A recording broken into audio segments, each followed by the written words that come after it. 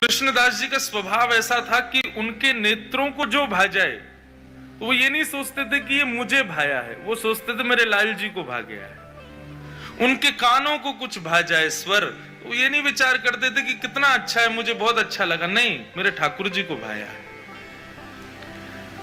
हर स्थिति में अपने ठाकुर जी की इच्छा को प्रधानता देते थे। तो ग्रीष्म ऋतु का समय, गर्मी का समय, मन में भाव आया, कृष्णदास जी पौड़े हुए थे लेटे लेटे, तभी गर्मी लगी तो थोड़ा किसी वस्तु से पंखा कर रहे थे, गले में थोड़ी गर्मी लगी तो जलपान किया, उसके बाद विचार किया कोई ऐसा फल खाया जाए जिससे थोड़ी गर्मी शांत हो। तो मन में विचार आया, बोले जरूर ठाकुर जी को गर्मी लग रही है, इसीलिए मुझे गर्मी लग रही है। निकल गए महाराज बाजार में लेने के लिए खरबूज। जैसे ही पहुंचे तो महीने का पहला फल आया था। लेने के लिए जैसे ही पहुंचे, दुकानदार से जाके बोला भैया कितने का लगाया, भाव मोल करो।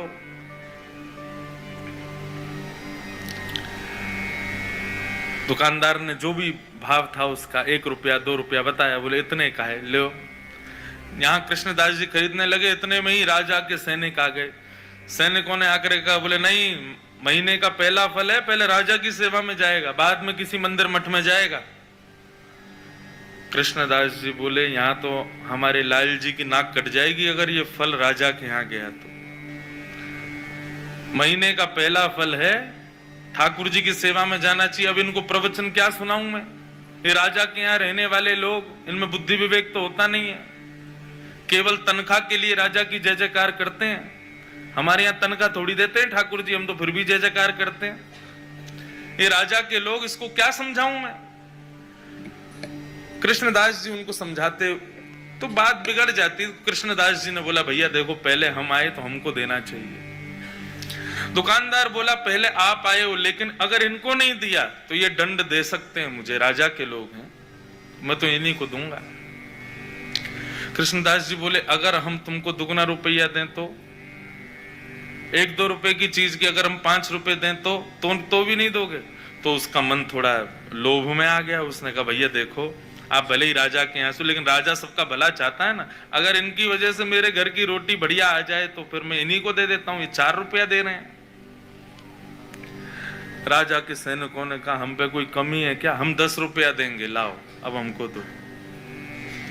10 रुपया बोला तो कृष्णदास जी बोले हम 15 रुपया देंगे। अच्छा एक और बात बताऊं, जेब में लाए 2 ही रुपया थे कृष्णदास जी लेकिन भक्ति में विचार नहीं करना होता ना, यही तो हम सिखा रहे हैं आपको। लाए 2 ही रुपया थे, लेकिन बातें देखो। सैनिक बोले भाई राजा की नाक कटेगी, सुनो 20 रुपया देंगे, फल हमको दो। कृष्णदास जी बोले 25 देंगे, बिना विचार किए हमको दो। करते करते करते महाराज मोल पहुंच गया 90 रुपए पे। कृष्णदास जी सीधे बोले हम 100 रुपया देंगे, अब तो हमको देना ही पड़ेगा। फल वाला सोच रहा है ये जल्दी ले में, और मैं यहां से जाऊं, मेरी तो छुट्टी, अब तो 1-8 साल अगर दुकान नहीं भी लगाऊंगा तो चलेगा, 100 रुपया मिल रहे हैं, उस समय बहुत होते थे। जब 100 रुपए पर अंक पहुंच गया कृष्णदास जी का,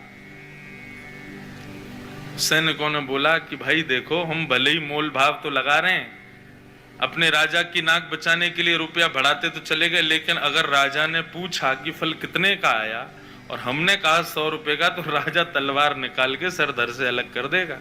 बोले राज संपत्ति को तुम कुछ सोच ही नहीं रहे हो कि 100 रुपए का फल लाए हो। अंत में राजा के सैनिकों ने हाथ खड़े किए, बोले इन्हीं को दे दो, हमको नहीं चाहिए। दुकानदार बोला लाओ 100 रुपया। कृष्णदास जी बोले देख भाई, तू मोल निकाल के, तू ये फल निकाल के रख दे, बस हम लेके आ रहे हैं, चाहे कैसे भी लाएं लेके आएंगे, लेकिन इसको रख दे। तुरंत गए, ना जाने क्या क्या वस्तुएं सब लगा करके बेच करके 100 रुपए का फल लेकर के गए। ले जा करके जैसे ही रसोई घर में पधराया।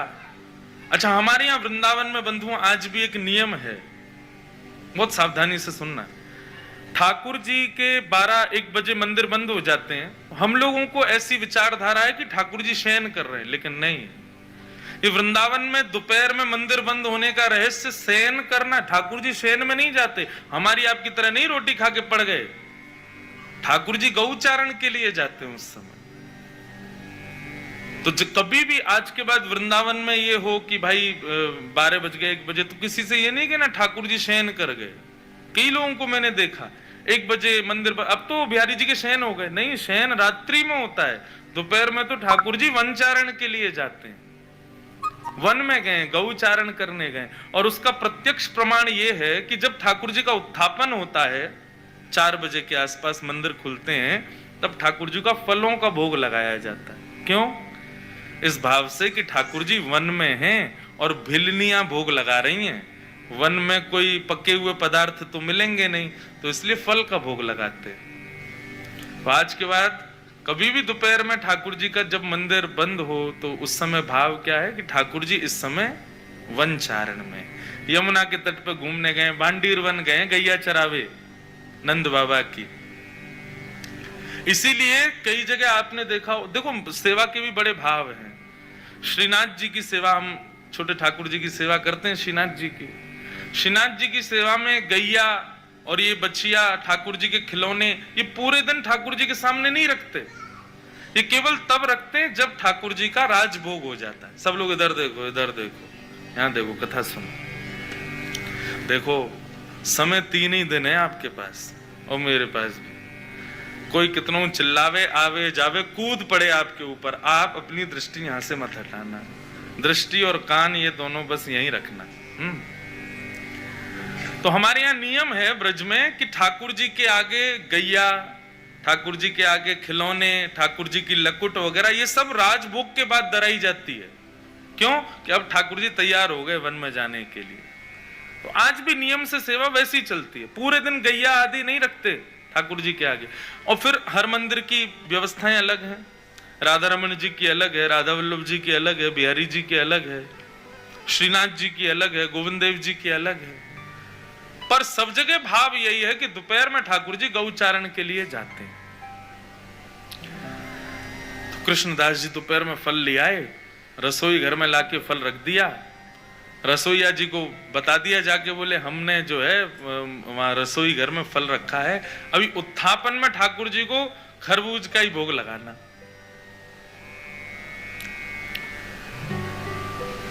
कृष्णदास जी बड़े प्रसन्न थे कि भैया महीने का पहला फल ठाकुर जी की सेवा में आएगा, ठाकुर जी पाएंगे, आनंदित हो जाएंगे।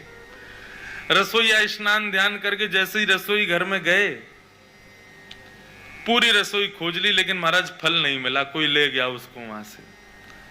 बाहर आके कृष्णदास जी से कहा, बोले कि कृष्णदास जी अंदर तो फल है ही नहीं। बोले अरे मैंने वहीं रखा है। बोले मैंने देख लिया, कहीं भी नहीं है, सब जगह खोज लिया महाराज, फल तो कहीं चला गया, उसको कोई और ले गया। कृष्णदास जी बड़े व्याकुल हो गए। बोले एक तो मैं अपने लाला की नाक बचावे के काजे राजा के सिपाहियन से लड़ झगड़ के लायो, 2 रुपया के फल को 100 रुपया को लेके आयो, कितनी वस्तु बेच के आ गए हो। इस बात का दुख नहीं कि इतना महंगा लाया, इस बात का दुख नहीं कि इतना लड़के लाया, इस बात का दुख कि ठाकुर जी उसको पा ना पाए, कोई और ले गया। बड़े दुखित बैठे थे मंदिर के अंदर। उत्थापन का समय अन्य फलों का भोग ठाकुर जी को लगा दिया, लेकिन कृष्णदास जी का मन बड़ा विचलित। पुजारी जी आए, बोले कोई बात नहीं, अब हमने अन्य फलों का भोग लगा दिया है, अब फिर कभी कृष्णदास जी, अब कृष्णदास जी किस किस को बताएं। अच्छा एक और बात बंधुओं, जो बात बात पे ये बताए ना, मैं तो ये करके लाया था, मैं तो इतनी मेहनत से लाया था, समझो उसको इस बात से चिंता नहीं कि ठाकुर जी ने धारण नहीं की, उसको इस बात की चिंता कि मैंने मेहनत की थी।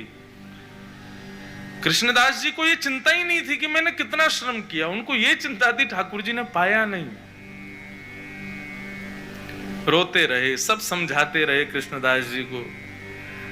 उत्थापन का भोग जब अनवसर हुआ और पुजारी जी ने बाहर आकर के जैसे ही कपाट खोलने की घोषणा की, सब दर्शनार्थी खड़े हो गए। कृष्णदास जी के भी नेत्र लाल पड़े थे। जैसे ही कपाट खुले तो क्या पाया, ठाकुर जी के उर्ध बाहु के ऊपर वही फल रखा जाता जो कृष्णदास जी लेकर के आए थे। रसोईया लाता उससे पहले ठाकुर जी रसोई घर में जाके ले आए उस फल को और अपनी भुजा में ला करके धारण कर लिया। जैसे ये दृश्य कृष्णदास जी ने देखा, मूर्छित हो गए, भाव में प्रवेश कर गए और ठाकुर जी के बार बार बलैया लेने लगे। जय हो नाथ, साचो प्रियतम आप ही हो, बिन गोपाल को नहीं अपनो, जासों कीरत रहिए। सूरदास जी कहते हैं संसार के प्रेमी लोग कितना भी प्रेम का आप उनके सामने बखान कर दो, कितना भी अपना प्रेम उनके सामने उजागर कर दो, कभी ना कभी उसका त्याग कर देंगे। लेकिन ठाकुर जी आपके प्रेम को हृदय से लगा करके रखते हैं। इसलिए मैं कथाओं में कहा करता हूं, ठाकुर जी को 56 भोग प्रिय नहीं, ठाकुर जी को इत्र प्रिय नहीं, ठाकुर जी को चंदन प्रिय नहीं, ठाकुर जी को दुनिया भर की पोशाक प्रिय नहीं, सोने चांदी हीरे जवाहरात प्रिय नहीं, अपने प्रेमी भक्त का भाव प्रिय है। उसका भाव कैसा, उसका भोग ठाकुर जी लगाते हैं। 56 भोग है, इससे ठाकुर जी को कोई अभिप्राय नहीं। इसलिए भैया भक्ति का पहला सूत्र अपना लीजिए कि भक्ति विचार का विषय नहीं है, विचार नहीं करना है। आप विचार मत करो, बस जो करना भाव मन में आ गया बस कर दो, ठाकुर जी सब संभाल लेंगे। ये विचार उत्पन्न होना और फिर स्वयं को उसके ना योग्य मान करके उस क्रिया को ना करना, ये ठाकुर जी की परीक्षा है। पहले तो आपके हृदय में ऐसा विचार उत्पन्न करा देंगे कि ऐसा ऐसा मुझे उत्सव करना है ठाकुर जी का, और फिर बाद में आप सोचो अरे हम पर धन तो है ही नहीं, हम तो कर ही नहीं पाएंगे। आप जैसे ही उस भाव से पीछे हटे, ठाकुर जी आपको परीक्षा में फेल कर देंगे। फेल क्यों? विचार कर रहा है। रैदास जी का चरित्र सुना है? जब ठाकुर जी उनकी सेवा में आए ना, तो रैदास जी अपने ठाकुर जी को, रैदास जी का स्वभाव था कि वो तीर्थों में ही घूमते रहते थे, लेकिन जब से ठाकुर जी सेवा में आए तब से उनका तीर्थ छूट गया। क्यों? ठाकुर जी को समय पे भोग नहीं लग पाता, ठाकुर जी को यथाउचित स्थान पे बैठा नहीं पाते, क्या करें, तीर्थ जा ही नहीं पा रहे थे। तो रैदास जी ने ऐसा बना लिया, अपनी कुटिया में ही अलग अलग तीर्थों के नामों से पर्चियां लगा दी और रोज ठाकुर जी का श्रृंगार करके कहते, कहो लाल जी कहां चलोगे? अच्छा तो आज रामेश्वरम जाना है। ठाकुर जी की चौकी उठाते, नेत्रबंद करते, ओहो देखो कितना सुंदर समुद्र बह रहा है, देखो ठाकुर जी रामेश्वर नाथ भगवान का अभिषेक चल रहा है, लोग ओम नमः शिवाय का उच्चारण कर रहे हैं, और ठाकुर जी की चौकी 2-4 बार ऐसी घुमा के रामेश्वरम जहां लिखा होता है तो वहीं बैठा, पहुंच गए रामेश्वरम, जय हो, बोलो भगवान शिव की जय हो। रामेश्वरम पहुंच गए ठाकुर जी, और फिर नेत्र बंद करके अपने ठाकुर जी को ही बताते, देखो ठाकुर जी अब हम धनुष कोड़ी पे घूम रहे हैं, अब देखो रामेश्वर भगवान के स्फटिक शिला के दर्शन कर रहे हैं, रामेश्वरम में कितने सारे कुएं हैं, हम उनमें स्नान कर रहे हैं, बैठे अपने गांव में हैं, अपनी कुटिया में हैं, लेकिन ठाकुर जी के प्रति भाव क्या रख रहे हैं कि हम रामेश्वरम में। रैदास जी की इस भक्ति का यह स्वरूप हुआ कि जेठ के महीने में अति गर्मी के अंदर यदि रैदास जी अपने ठाकुर जी को तैयार करके, चलो ठाकुर जी बद्रीनाथ चल रहे हैं, तो जैसे ही ठाकुर जी की चौकी बद्रीनाथ में रखी जाती ना, उनके गांव में जेठ के महीने में बर्फ गिरने लग जाती थी। गांव के लोग जेठ के महीना में 100 लोड के घूमते, कोई पूछता कहां गए हो, बोले जरूर रैदास के ठाकुर जी आज बद्रीनाथ गए होंगे, यही मारे बर्फ गिर रही है।